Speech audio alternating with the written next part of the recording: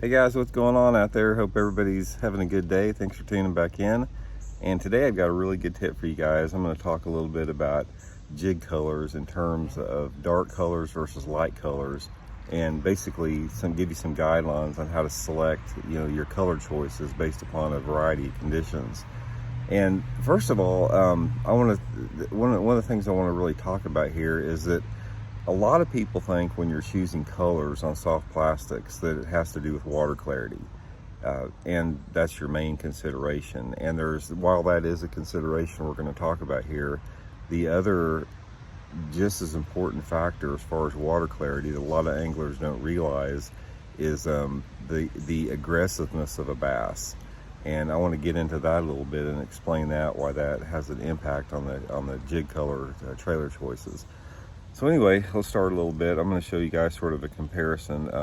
As far as my jig trailers, I use 3 or 4 different types of trailers.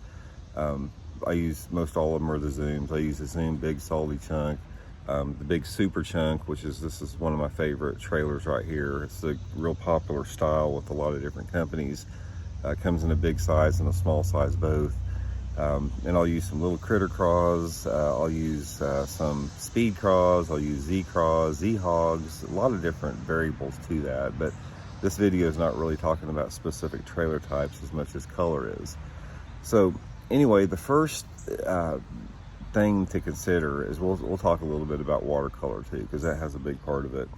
Watercolor dictates a lot of color choices in any lure category you have, and specifically on lure categories that move slow like jigs, because bass have a chance to steady them.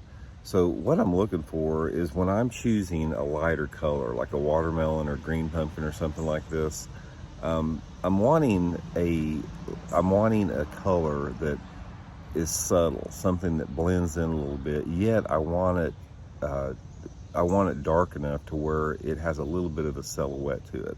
So I don't want it to like completely disappear in the water, which in some water clarities it will.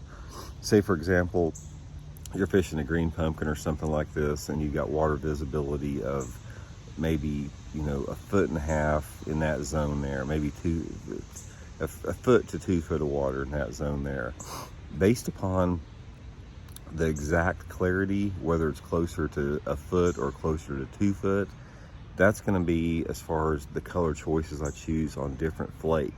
Because for example, if I go to like a green pumpkin purple, it's darker than just a regular green pumpkin, so that's going to give me a little bit different hue. And if the color of the trailers that you guys use don't have a lot of different flake options, then you can use dyes. You can use oranges, you can blue chartreuses, that type of stuff to create something that makes that bait silhouette a little bit more. But specifically guys, one of the things that I look for on a natural colored trailer is my flake options, because like I said, different types of flake will give a different type of color to a lighter colored trailer. It doesn't matter like if you're using a watermelon red, watermelon purple, watermelon black flake, or green pumpkins with a variety of flake in there. There's a big color difference between the two, and you can match your watercolors to it. So a good rule of thumb, and we've talked about this a little bit before when I'm talking about being able to read the water, is you just want that jig to blend in, yet you want it to stand out a little bit. You don't want it to stand out too much, and you don't want it to just be invisible. Now that is a good rule of thumb for a lot of the fish that are under a normal mood, that type of stuff. And same with the darker colors too. I mean, the darker colors are designed, for the dirty water and different personalities. I'll explain that a little bit.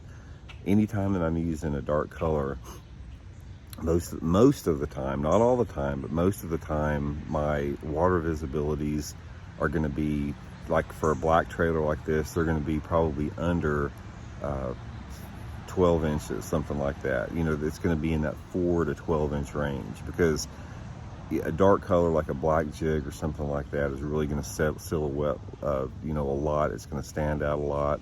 So that's my first choice for those water clarities where my green pumpkins and my watermelons are just disappearing in the water.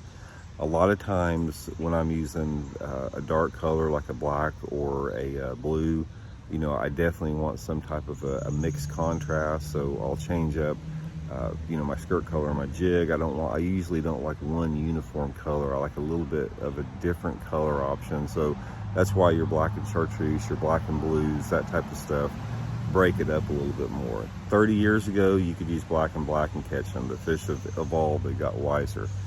But okay, so water clarity plays a part in the selection of the dark colors too.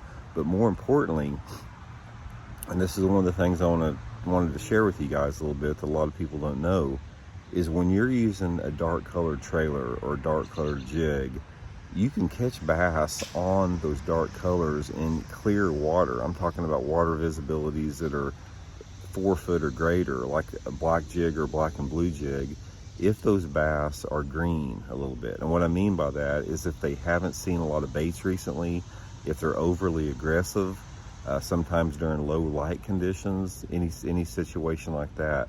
But one of the things that I found is if you roll into an area that has not received a lot of fishing pressure and the water's clear, a lot of times you can go to the dark trailers like this in that clear water and generate those strikes from the bigger bass. Because guys, I'll tell you right now, if you got a choice between a dark color and a light colored trailer, the bigger bass are going to hit that dark color every single time.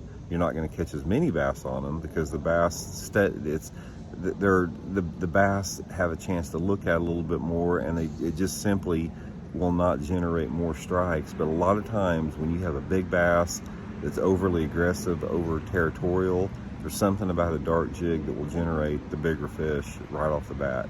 A lot of times what I do is, like in a tournament situation, if I've got a jig bite going, regardless of the water clarity, I'll start out with the dark jig right off the bat in the morning, and you know, usually catch a couple decent fish on it. Then as it gets a little bit brighter, that's when I go to a little bit lighter trailer. But a lot of times, even, you know, if I'm flipping Bull Shoals Lake down here in Arkansas, Missouri, you got water visibility of 15 feet. I've caught tons of bass flipping bushes in 15 foot of clarity on Bull Shoals on a black and blue jig. I mean, they'll just bite it, and especially, you know, when you still got some shade on the water, that type of deal. So anyway, that's just some basic rule of thumbs about jig trailer colors on there. You know, there's a time and place for both, and when you are trying to select that, you know, just sort of add to your repertoire a little bit the bass personality and bass mood, and how much fishing pressure an area's got before you make just that selection to go to one color of another, because they'll bite both of them. And if I'm on a good jig bite, I usually got both of them, you know, tied on and sitting out on the deck of the rod. So anyway, I hope that tip helped you guys. We'll be back soon with another one. Thanks for joining in.